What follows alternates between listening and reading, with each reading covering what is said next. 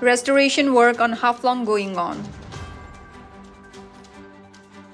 Considering the plight of people, Haflong PWD Division started the temporary restoration of Haflong to Jatinga Road with full confidence.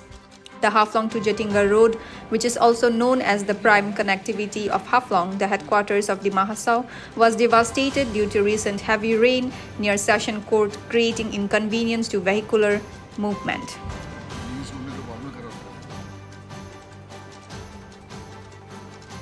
The importance of Haflong to Jatinga is always considered to be the prime since this road connects the east-west corridor at Jatinga at a distance of only 9 km.